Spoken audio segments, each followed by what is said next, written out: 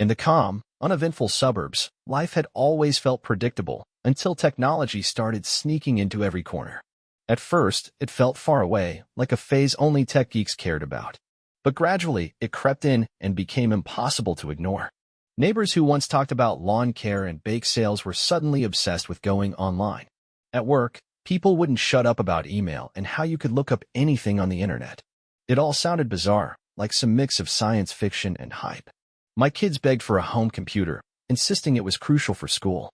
Tessa, more concerned with her social life than anything else, began hinting at it too. I gave in. At the electronics store, rows of glowing screens promised fun, connection, and possibility. The salesman said it'd change our lives. I wasn't convinced, but everyone else seemed to be. I handed over my credit card, not sure if I was excited or anxious. When it arrived, it felt like this alien thing in our home. The kids loved it. Tessa jumped straight into emails and online games. I approached it with hesitation, but before long, even I was drawn in. It quickly became a part of our lives, our doorway into a world we didn't know.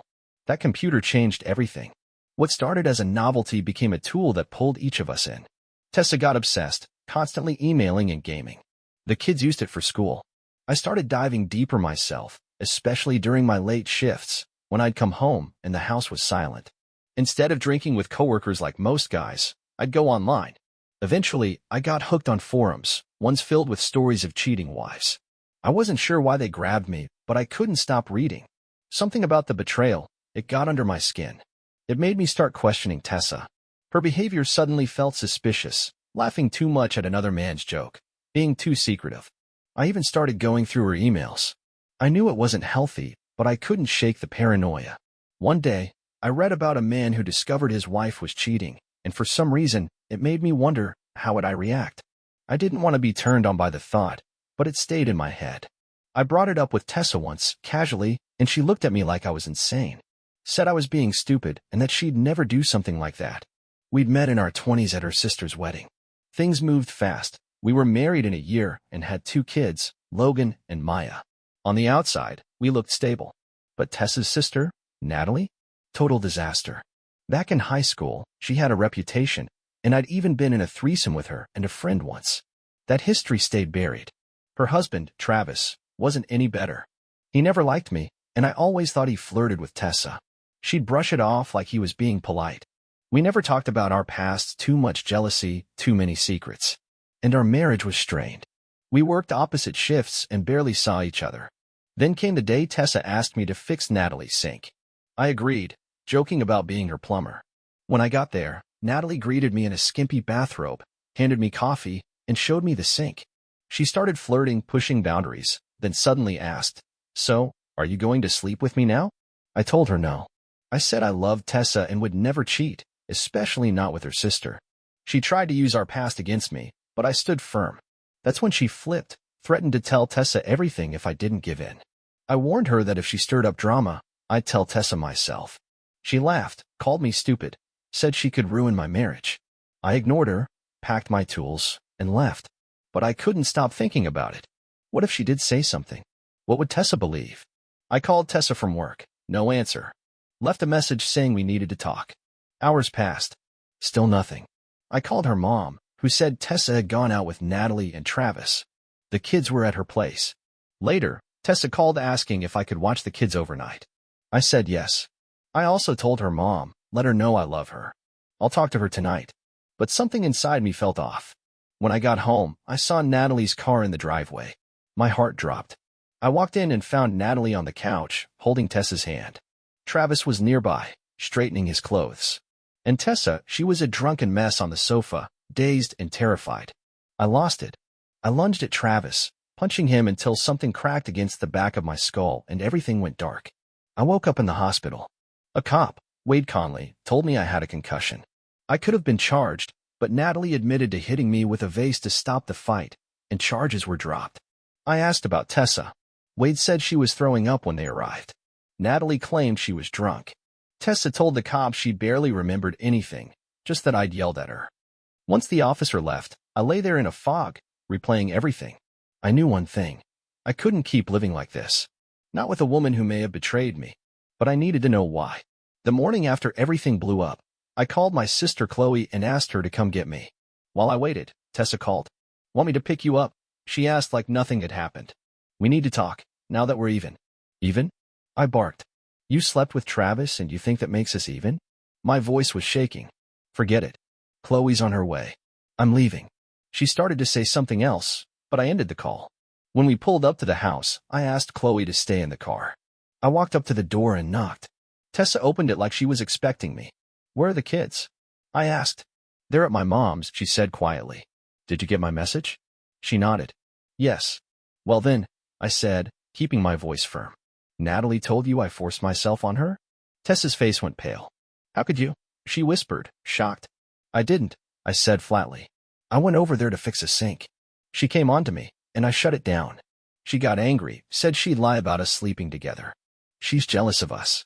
Always has been. Tessa stared at me like she didn't know who I was. Why would Natalie lie to me? Because she and Travis are into partner swapping, I said. And they've been trying to pull you into their twisted games. She shook her head, not wanting to hear it. I did it to get even with you, I added, my voice colder now. You slept with Travis, so I told myself I'd sleep with Natalie. Tessa's knees almost buckled. No, she whispered, like she couldn't accept it. I paused, then continued. Natalie knew personal things, like the mole on my thigh, because we hooked up back in high school. I never told you because I was afraid to lose you. I don't know what to believe, she said, looking lost. This isn't just about Travis, I told her. It's about how little respect you had for me. You broke something that doesn't get fixed with sorry. If I had really assaulted Natalie, why didn't she go to the police? Because it never happened. This marriage is over, I added. You let Travis sleep with you. That's it. There's no coming back. She began to cry. You just wanted Travis out of the way. You used him as an excuse to do what you wanted. I grabbed my bag. I'll come back next week to get the rest of my stuff. I'm filing for divorce Monday. Nolan, wait. This isn't how it was supposed to happen, Tessa said desperately. Natalie said we'd get past this. I just wanted to get even with you. You had sex with Travis. Then you dragged Natalie into it too, I said, heading toward the door. What do I tell the kids? She asked, wiping her face.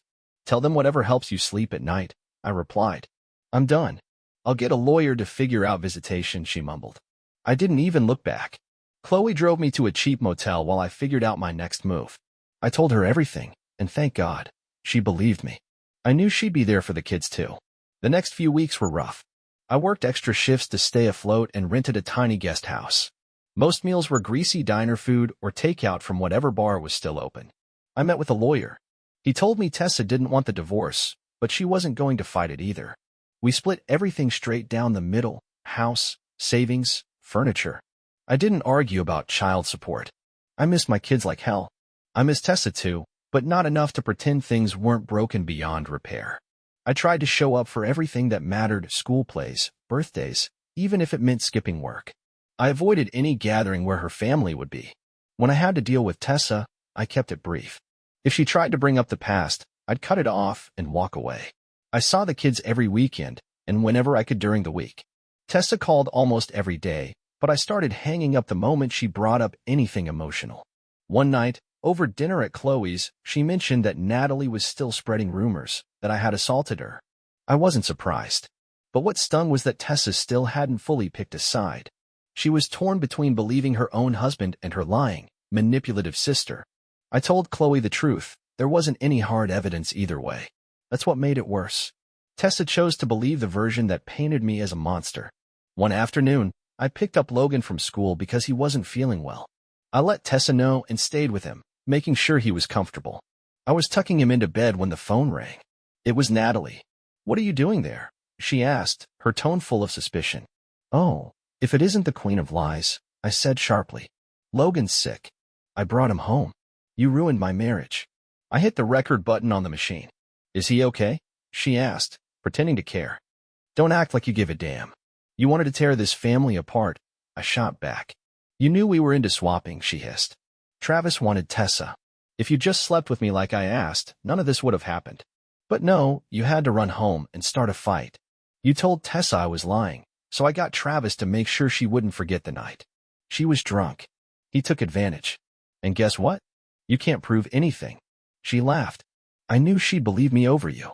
But hey, if you're feeling lonely, call me sometime. And tell Tessa to give me a ring later. Hope Logan gets better. Click. I shut off the recorder just as Tessa walked in. Who was that? She asked. Natalie, I said flatly. You know, the saint who'd never lied to you. Tessa's face hardened. What did she want? She wants you to call her back, I said, holding in my anger. But don't worry, I'll see you in court Thursday. Let's just call it Independence Day. I grabbed my keys and walked out. A few minutes later, my phone wouldn't stop ringing. 10 calls in a row before I finally answered.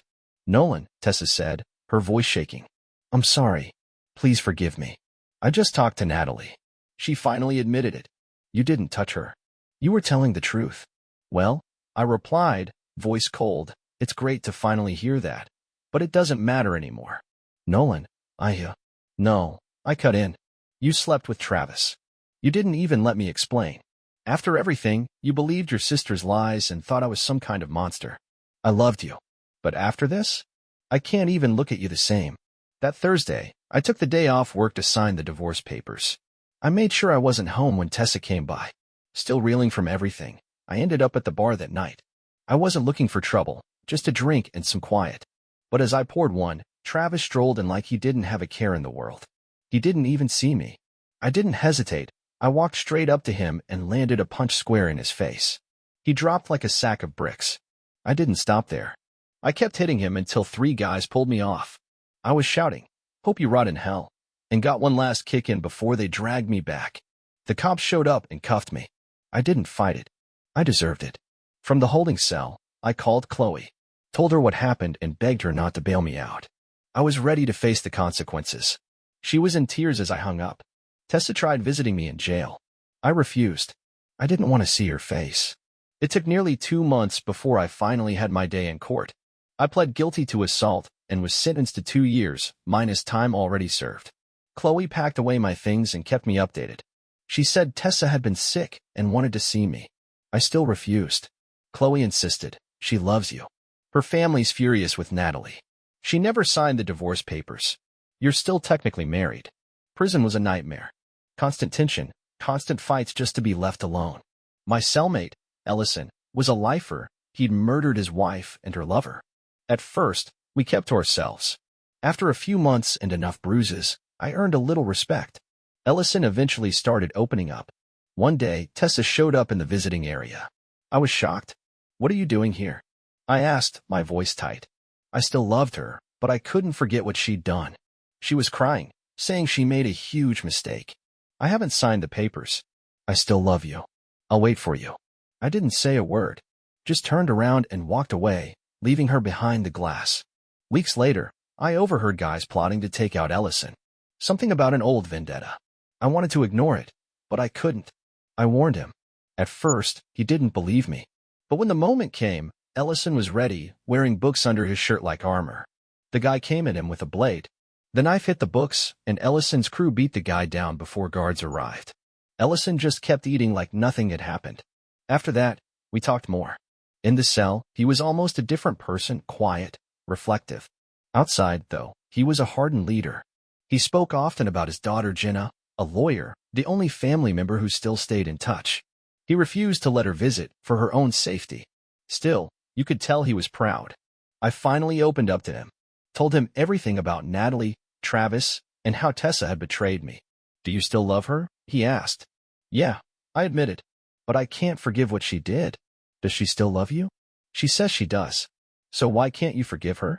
Because she ran to another man the second things got hard. Ellison stared at me, his tone calm. I killed a man over the same thing. I regret it every single day. I never gave my wife a second chance. Don't make the same mistake. Hate eat you alive. His words stuck with me. What did I have left? No career. No wife. No idea what the future looked like. A month passed. Tessa came again. She was crying, showing me pictures of Logan and Maya. They miss you, Nolan. I miss you. I'm not speaking to Natalie or Travis anymore. I know I didn't trust you, but I will now. I'll wait. I thought you chose to believe Natalie, I said, trying to read her. I didn't know what to think, she admitted. But Travis meant nothing. I just wanted you. You're their dad.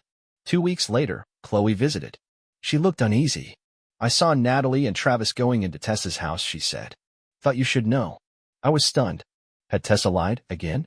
I'd been this close to forgiving her. Now, I wasn't so sure. About a month later, Ellison came to me. "I owe you for what you did," he said. "I used to be a lawyer. I know some people. I think we can get your parole sped up." I wasn't sure if he was serious, but I trusted him enough to let him try. A few weeks after that, I got called to meet the parole board. They asked about my record, my future plans. I told them I had a sister and brother-in-law who'd take me in. When they asked about my marriage, I said I was going through a divorce, but honestly didn't know where we stood. They thanked me for being honest and said I'd hear back soon. Back in the cell, Ellison raised an eyebrow. "How'd it go?" I told him the details. "Did you pull strings?" I asked. He just smirked. "Maybe. But if you get out early, don't forget the cigarettes." A few days later, Tessa visited again. Something felt off. "Did they say you're getting paroled?" she asked, clearly nervous. "I don't know yet," I said, trying to keep my cool. I told them I'd stay with Chloe. "We're separated, but who knows?" She didn't say much after that. Just looked tense. So I asked, "You said you weren't seeing Natalie anymore." "That's still true. She's my sister." "I don't see her much," Tessa answered quickly. "What about Travis?" I pressed. She shifted, her tone suddenly defensive. "Why are you asking that?" "Because you lied before. And now Travis is showing up again? Is that why you're so jittery about my parole?" She snapped. "Why don't you just say what you're thinking?" "Fine," I said, voice low but sharp. "Tell Travis when I get out, I'll finish what I started. And if you're still with him, maybe I'll come for you too." She stormed out, no denial, no argument, just rage. And that told me everything I needed to know. I wasn't about to hurt anyone, but I damn sure wanted them to feel the fire I'd been living with. I called Chloe right after. Told her what happened. She promised to come by. I was ready to find out what came next. The parole board came to see me, Chloe said as she walked in. "Derek and I told them you can stay with us while you get back on your feet." "Did they reach out to Mr. Ellis about my job?" I asked, trying not to sound too eager. "They did," Chloe nodded. "He said you were one of their best guys. He'd take you back anytime." "Thanks," I said, and for the first time in a long while, I felt a flicker of something, maybe hope. "They told me you'll probably be out by the start of next month," she added, voice trembling with emotion. And just a few days later, the news came through. I was getting out. The paperwork was in, and they gave me the name of a lawyer I needed to meet with before I was handed over to a parole officer. I didn't understand why a lawyer was involved now, but I was too grateful to question it. When I saw Ellison, I thanked him.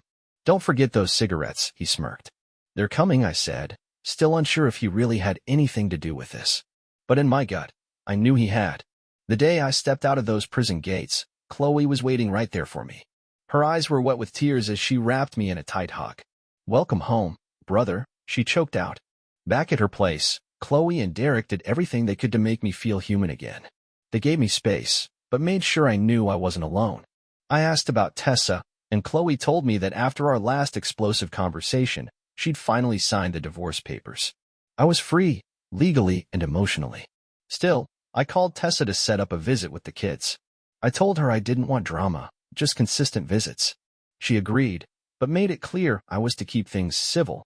When I arrived, the kids ran out of the house screaming, "Daddy, you're back." They nearly knocked me over as they hugged me. "I missed you both so much," I whispered, holding them like I'd never let go again. We spent a few sweet moments together before I sent them off to ride their bikes. Then Tessa and I had to face each other. "What do you want, Nolan?" she asked flatly, arms crossed. "We're moving on." "Tessa, they're my kids too," I said. "I want to be a part of their lives." Her expression didn't soften. "I was ready to forgive you," I continued, "but you lied again. You went back to Travis. You're still tangled up with Natalie. I know everything. I see what kind of people they are, and you went back to them anyway." Tessa's face twisted in anger. "I was lonely," she snapped. "Don't you dare try to guilt-trip me. I know about Natalie. You slept with her." "I'm not raising my kids around that garbage," I said, my voice firm. "If I find out they're being exposed to people like Travis or Natalie, I'll do everything I can to take them from you." "I would never hurt them," Tessa broke down. "But you? You're the one who walked away. You broke us, Tessa. And I don't trust you anymore," I said, my tone flat. "But I'll make damn sure they grow up right." "I've changed," she pleaded. "I won't go back to that life. I swear it." "Then prove it," I said. "Words are cheap. What matters now is what you do." I stayed a little while longer with the kids, talking about school and their dreams. I told them I'd be staying with Aunt Chloe for now, but that I'd be looking for a place nearby. After hugs, smiles, and promises to call soon, I headed back. The next morning, I made my way to the law firm that had been handling my case. My stomach was tight with nerves. I hadn't met the lawyer who'd stepped in on my behalf, and I had no idea what to expect.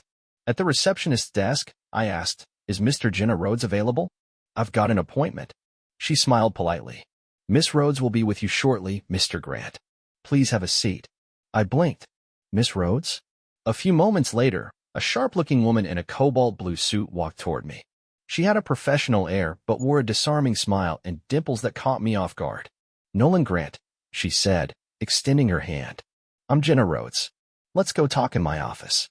I followed her, still unsure what to make of this. Once seated, I asked, "Why me? Who asked you to help?" She looked at me calmly. "Nolan, it's not important. I was asked to review your case, and I did. Your original lawyer let you take a plea deal when there were serious mitigating factors. Your sentence was excessive. The parole board agreed." I studied her carefully. "But who asked you?" She hesitated, then her voice softened. "My father. Mark. You knew him as Ellison." That caught me completely off guard. "He's not the kind of man to ask me for anything," she added. "But he believed in you, and I trust his instincts." I smiled. "Can I call you Jenna? Jennifer feels too stiff. Plus, you're way too pretty for initials." She blushed lightly but kept her tone professional. "Sure, but only during business hours, and only if we're staying on topic. Would you have lunch with me?" I asked with a grin. "I don't date clients, Nolan," she said, smiling. "It's not a date. Just lunch." "Business lunch," I said quickly. She laughed softly. "No wonder my dad likes you." "All right, lunch it is. Strictly business." We found a quiet spot nearby, and over sandwiches and coffee, she laid out the terms of my parole. Bi-weekly check-ins for the first few months, then once a month after that. "Curious," I asked, "so you know my whole mess. What about you? Tell me something real." She looked a little uneasy. "Well, I went to law school on scholarship. I specialize in criminal defense. That's really all there is." I couldn't help but tease her. "You're the most beautiful woman I've ever seen. And those dimples? Dangerous." "Nolan," she said, blushing again. "Stop. I'm flattered, but seriously, I don't date clients." "Fine," I said playfully. "Then let's talk about your career. That's business, right?" She rolled her eyes, but smiled. "All right, Nolan. I've been practicing for a few years now. That's all you get today." By the time lunch was over, I couldn't stop thinking about her. "Will I see you again?" I asked as we headed back. "You'll need to come in next week to finalize some paperwork," she said. "Maybe we can grab another lunch." "Still business." "Deal. I'll even bring dessert," I said. She chuckled. "Only if it stays professional." Back at the office, I held her hand for a second too long before saying goodbye. She didn't pull away. Jenna's secretary gave us a look as we walked out of her office, a glance that made me wonder if I was different from the typical client she worked with. Something about Jenna didn't feel like the other lawyers I'd known. Maybe it was the way she smiled, or the way she didn't treat me like a case file. Back at the factory, things were shifting. My coworkers seemed to treat me with a bit more respect now. Maybe they saw I was trying to get my life back together. Maybe word had gotten around about the lawyer with the dimples. Over the next 2 Mondays, I kept my appointments with Jenna. Every meeting stayed strictly professional. That is, until the 4th week. "I think it's time we end our working relationship," she said, packing up her notes. "Wait," I asked casually, though my heart was pounding. "Are you still technically my lawyer?" "Of course," she replied. "Call me if you need anything." I took a breath, bracing myself. "Actually, Jenna, I think I need to fire you." She paused. "Fire me?" She looked surprised. "After everything I've done, now you're cutting me loose?"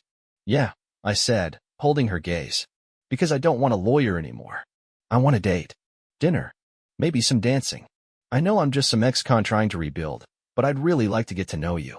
Outside of this." She stared at me for a moment, silent. "Nolan, I'm attracted to you. I won't pretend I'm not. But this? It feels complicated.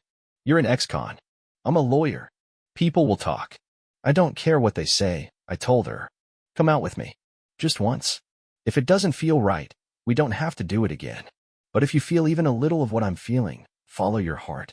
She sighed, visibly torn. "Saturday night. But don't try anything, okay?" I chuckled. "Don't worry. I can't believe I'm even saying this. I borrowed Chloe's car that Saturday. No way I was showing up in my rusty old truck. When I arrived at Jenna's place, she opened the door, and I swear, I forgot how to breathe. She looked stunning, graceful, and real, with that mix of confidence and warmth that had pulled me in since day one. I knew I had to be on my best behavior, but it wasn't easy. We had dinner at a quiet place in town. Some wine, soft music, good food. But the real connection happened afterward. We found a cozy spot to relax and just talk, letting the music fill in the pauses. Tell me about yourself, I said. Where'd you grow up? Were you ever married? She smiled faintly. You know most of it. My parents didn't get along. My dad's been locked up for 14 years. My brother, sister, and I were raised by our aunt. Everything fell apart when I was 14. I stayed quiet, letting her go on. They still love my dad, but they don't forgive him. I was the one who told him Mom was cheating. 2 weeks later, he caught her, and everything changed. I blame myself for what happened. I reached out and touched her hand. Jenna, you were a kid. You didn't cause that. I went into law hoping I could help him, she said. But it was too late. His case was beyond saving. Still, he's proud of me. Have you been married? I asked gently. Yes, she admitted, her smile turning bitter. Didn't last long? And honestly, it's none of your business. Fair enough, I said with a chuckle. She laughed too. Can we not talk about this now? I'm enjoying tonight. How about a dance then? I asked. I've got 2 left feet, but I figure that's a good excuse to hold you close. We danced slowly.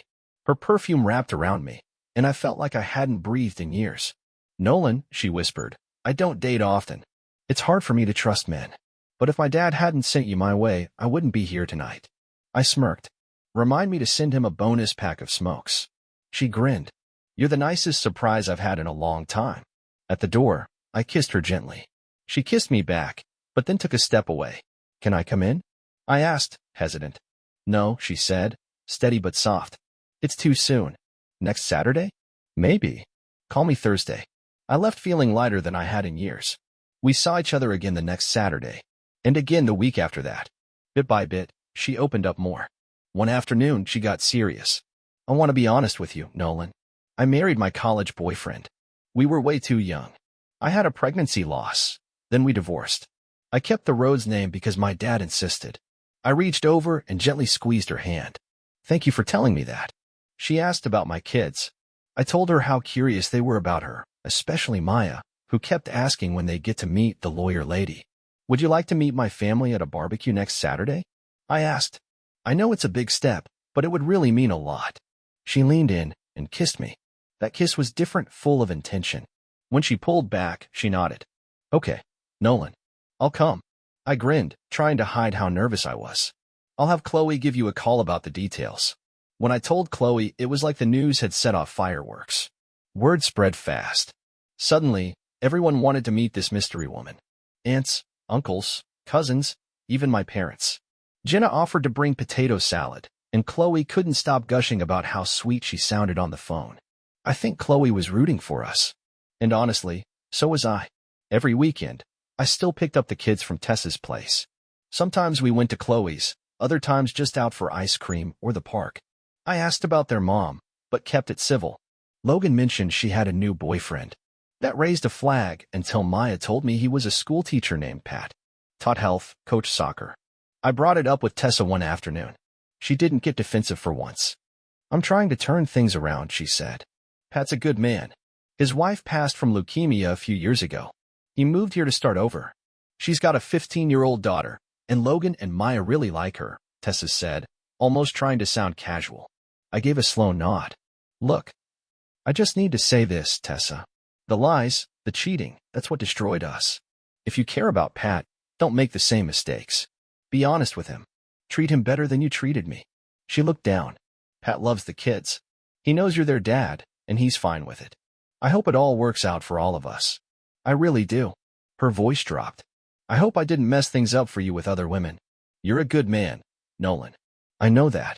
And I'm sorry for everything I put you through. I didn't say anything else. I just nodded, said goodbye, and drove off.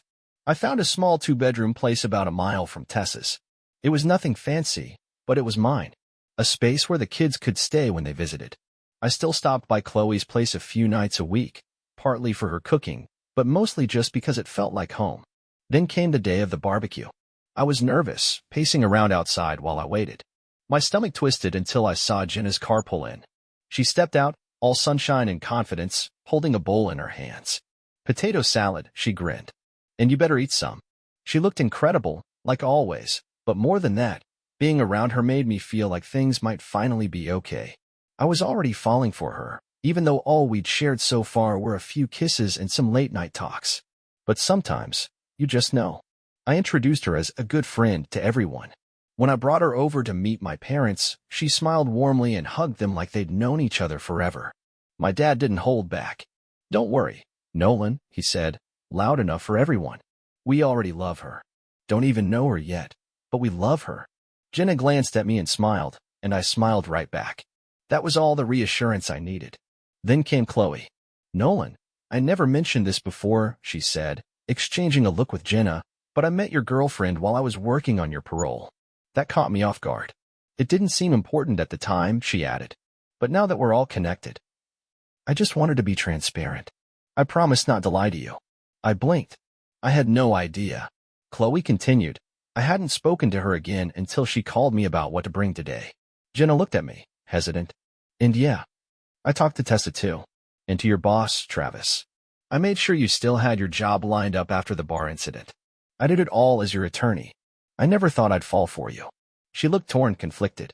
"I'm sorry I didn't tell you everything earlier, Nolan. I probably shouldn't even know you. You were a client. But I needed the truth before I could really help you. And if you want me to leave now, I get it." "Leave?" I repeated, heart thudding. "You just said you were in love with me. That's all I needed to hear." Before she could say another word, I kissed her, deep, firm, real, and pulled her into a hug. After that, I introduced her to the rest of the family, then told her I'd be right back. The kids were waiting to meet her. When I returned, Maya was the first to speak. "Hi, I'm Maya," she said shyly. "Are you Daddy's girlfriend? You're really pretty. Just like he says." Jenna knelt to her level, smiling gently. "Hi, Maya. You can call me Jenna or Jennifer if you want. And thank you. You're very pretty too. It's really nice to meet you." Maya lit up. "Come meet my brother. He's 10, and he's scared of girls." I laughed as Logan approached slowly. "Logan, this is Jennifer, Daddy's friend." He shook her hand, then watched as she sat down on the grass with them and started chatting like she'd known them forever. I felt this warmth settle in my chest. She was connecting with them in a way I didn't expect. Then Logan looked up at me. "We like her, Daddy. She's really nice." Jenna looked at me, smiling again, and I couldn't believe how right everything felt. As the sun began to set and the barbecue winded down, the kids approached us again. "Dad," Logan started, "remember how you said we're going to the amusement park in 2 weeks?" I nodded cautiously. "Can Jenna come with us? That way, when Maya and I go on the rides, you won't be all alone." I gave him a gentle look, trying to explain it might be a little soon to invite people like that. But those kinds of questions, they're better asked in private. He turned to Jenna sheepishly. "Sorry, Jenna. I didn't mean to assume." Jenna crouched again. "Honey, what your dad means is you should ask him about stuff like that first. But just so you know, I love amusement parks. And if your dad's okay with it, I'd love to ride the roller coaster with you." So we went. All of us. The kids ran wild on every ride, and Jenna kept her promise. She took Logan on the Ferris wheel and even braved the biggest coaster with him. She was laughing just as loud as the kids were. On the way home, Maya made a declaration from the back seat. "Dad, you need a new car. Your truck's too small. You can't expect Jenna to use her car all the time." We all laughed. But she had a point. The next few weeks slowed down a bit. I had a couple weekend shifts, and Jenna was swamped with court cases. We still talked on the phone, but it wasn't the same as having her there. Then, one Saturday, I picked up the kids and we went to Chuck E. Cheese for some pizza and games. While we were there, Maya tugged my sleeve. "Can we call Jenna and see if she wants to come?" I didn't want to say no, so I dialed her. "Hey, Jenna. It's Nolan. Maya wanted me to ask what you're doing tonight." "Hey, Nolan," she said. "I was planning to go out with some friends." "Why?" "Nothing," I said quickly. "Just checking. Have fun." There was a pause. "Wait," Jenna said. "You said Maya wanted to ask me something," Jenna said. "Can you put her on?" I handed Maya the phone and listened in. "Hi, Jenna," she chirped. "Dad's taking Logan and me to Chuck E. cheeses for pizza and games. We were wondering if you'd like to come with us. There was a short pause, then Jenna's warm voice. Sure, sweetie, I'd love to. I'll be there in about half an hour. We miss you too. When I took the phone back, I tried to play it cool. Sorry, honey, I said to Maya, but she might already have plans. Maya looked at me, puzzled. What are you talking about? She said she's coming. She's buying a car, I replied, scrambling for something that sounded plausible. So she doesn't always have to drive the same one. Logan chimed in with that innocent certainty only kids have. She said she misses us, Dad. That evening turned into one of those perfect little memories. Jenna came, and thanks to her uncanny arcade skills, the kids left with more stuffed animals than they could carry. After I dropped them off at Tessa's, Jenna suggested we spend some time alone. Back at my apartment, we curled up on the couch. My heart was racing. Jenna, I said, voice soft, you know I love you, right? I wouldn't be here if I didn't mean that. I want this. I want us. She looked at me with something deeper than affection, vulnerability. I haven't trusted anyone in a long time, she whispered. All I ask is, be gentle with me. I'm not here to be used. I want to be loved for real. We moved to the bedroom. We didn't rush. We took our time, savoring every touch, every look. I gave her a foot massage. We laughed through whipped cream smeared across her belly. But the most powerful moment wasn't physical, it was holding her afterward, wrapped in silence, hearts beating in sync. She stayed the night. In the morning, I got up early and made French toast. When she walked out wearing one of my t-shirts, hair slightly messy but eyes bright, I couldn't stop smiling. You even look amazing in the morning, I told her. She rolled her eyes but smiled, grabbed a quick shower, and we sat down to eat. What do you want for us? I asked. I mean, really? I love you. My kids love you. My whole family is crazy about you. What's next? She laughed lightly. Nolan, listen to us. I sound like a lawyer making a closing argument. We've only known each other a few months. Last night was our first time. And yet, it feels like enough, doesn't it? It is enough, I said firmly. I want you every day, every morning, every night. And if we haven't made love enough, we can go back to the bedroom and spend the rest of the day working on that. She smiled and reached across the table. Nolan, I want to marry you. Will you marry me? Her eyes welled up. I froze for a second, not out of fear, but from the weight of the moment. Jenna, I don't take love lightly either. I know what it's like to lose everything. But yes, I'll marry you. I want a life with you. I want a life with honesty and trust. I'll always be honest, she said. I'll never lie, and I'll never cheat. I just need the same from you. I pulled her into a kiss. But as we sat there in each other's arms, I noticed her smile didn't quite reach her eyes. What's wrong, sweetheart? I asked gently. You look happy, but there's something else. She let out a shaky breath. I've been thinking about my dad. She paused, gathering her words. Most girls dream about their wedding day, the dress, the music, their father walking them down the aisle. I know I won't get that. He's in prison for life. And I've made peace with it. Mostly. Tears slid down her cheeks. When I got married the first time, I didn't even tell him. I miscarried before he ever knew I'd been pregnant. Then we divorced. I never gave him the chance to be there for me. I took her hand and held it tight. I'm sorry, Jenna. She wiped her eyes and tried to smile. I shouldn't be thinking about that now.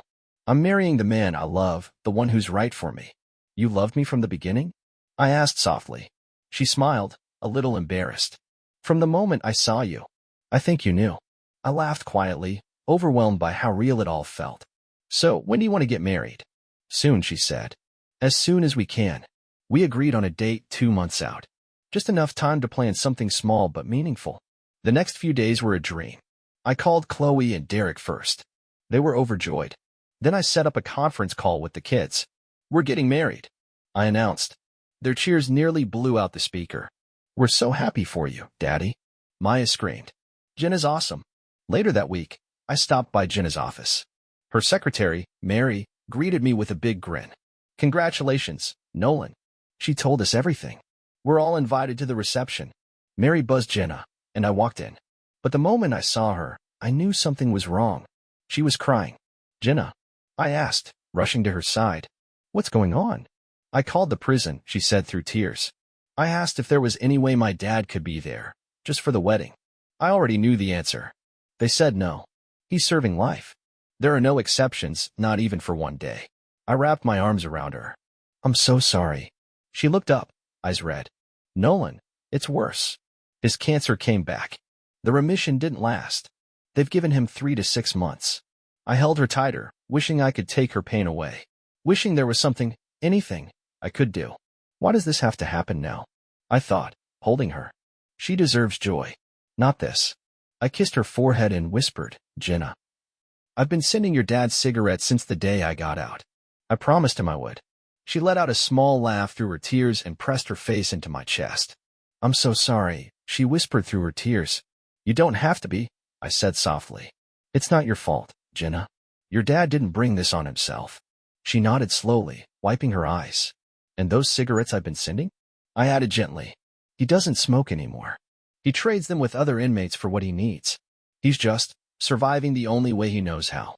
I didn't want to upset her more, but the moment she left my arms, I knew what I had to do. I kissed her goodbye, told her I'd see her tomorrow, and kept my plan to myself. The next morning, I called in sick to work and made the drive to the prison.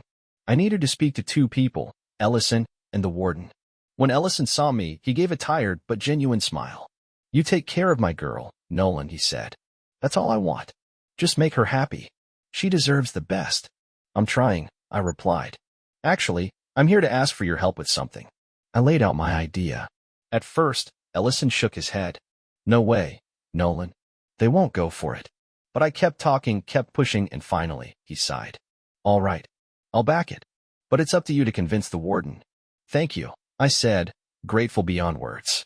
When I arrived at the warden's office, he greeted me with a raised eyebrow.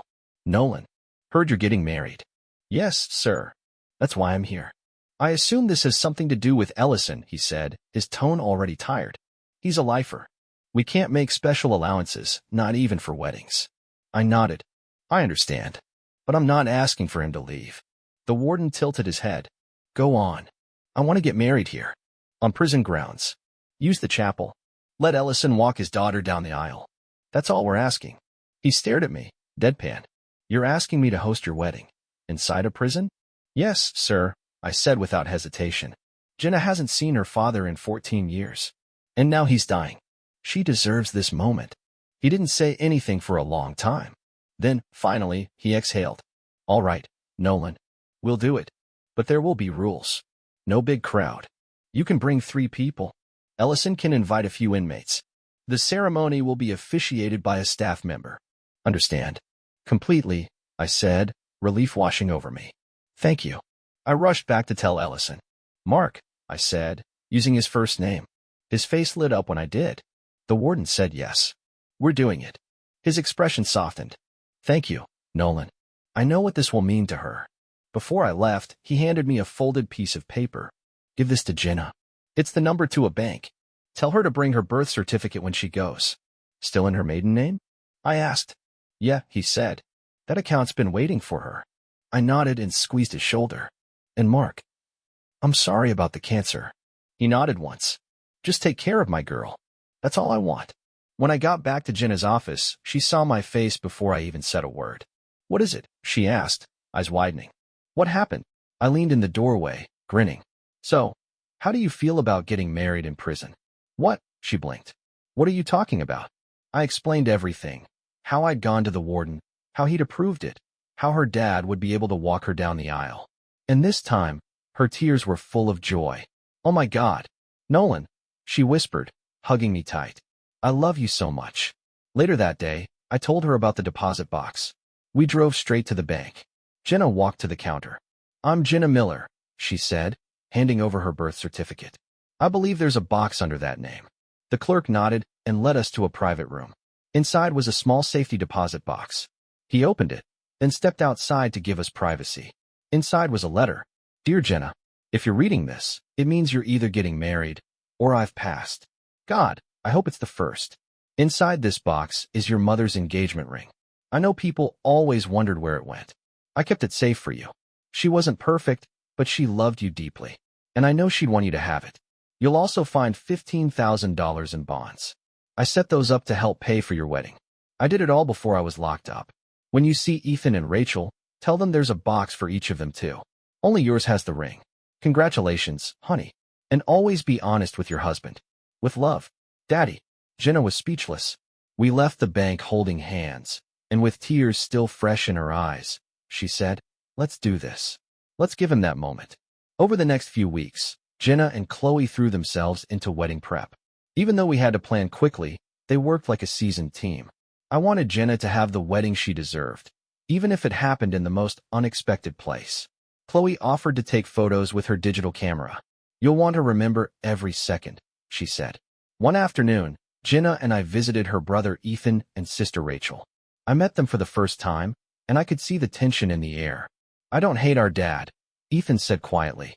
"I just hated what he did, what he became." Jenna explained everything. How he was dying, how he wanted to walk her down the aisle, and how much it meant to her. When they heard the whole story, their eyes filled with tears. They agreed to come. Jenna handed them the info for their own safety deposit boxes. When they realized their father had left something behind for each of them too, they were stunned. On the day of the wedding, Jenna and I drove together, with Chloe and her husband following close behind. Her brother and sister were already en route. Jenna was quiet, holding my hand tightly. Chloe's husband stayed in the car once we arrived. Jenna and I checked in with the front gate. A guard brought Ellison a suit I'd arranged. I wore the tux I'd rented just for this day. Chloe went with Jenna to help her into her wedding dress. Jenna didn't want me to see her until the moment she walked down the aisle. So I stood alone in the prison chapel, waiting for the woman I loved. Ethan and Rachel arrived not long after, and seeing them brought a genuine smile to my face. Ethan stood proudly beside me as my best man, while Rachel took her place as Jenna's maid of honor. The small prison chapel had a weathered upright piano, and one of Ellison's closest friends, an inmate, was gently playing soft music that filled the room with a kind of grace I hadn't expected. A guard escorted in 5 more inmates who were close to Ellison. They quietly found their seats, nodding respectfully. Then the warden entered with the prison priest, flashing me a rare smile as he passed. "After the ceremony, we'll have cake and punch," he said casually. For a man in charge of hardened criminals, the guy had surprisingly decent manners. Then the pianist began to play "Here Comes the Bride," and everyone rose. Jenna appeared at the doorway, arm in arm with her father, her white dress almost glowing in the filtered light. Both of them had tears in their eyes. It was happening. Her dream was coming true. After 14 long years, her father was finally walking her down the aisle. When they reached the front, the wedding party remained standing as a guard quietly closed the chapel doors behind them. "Who gives this woman to this man?" the priest asked. "I do," Mark answered proudly, then took a seat, his eyes never leaving his daughter. "Jenna Miller Rhodes," the priest said, turning to Jenna. "Do you take Nolan Michael Grant to be your lawfully wedded husband?" She looked at me with eyes full of love and certainty. "I do." He turned to me and repeated the vow. I didn't hesitate. "I do." We spoke our vows, simple, raw, and honest. We promised to honor, to love, and to never walk away. When it was time, I kissed her gently, and she turned to kiss her father, holding him tightly. After the ceremony, we moved to a nearby room where the warden had arranged cake and punch. It was humble, but it felt like a feast. Ethan and Rachel made their way to their father. For the first time in nearly 15 years, they embraced and talked. There were tears, some born of happiness, others from years of unspoken regrets. But through it all, they told him they still loved him. Chloe took dozens of photos during the ceremony, capturing every glance, every smile, every heartfelt moment. She even caught the emotional reunion between Mark and his children.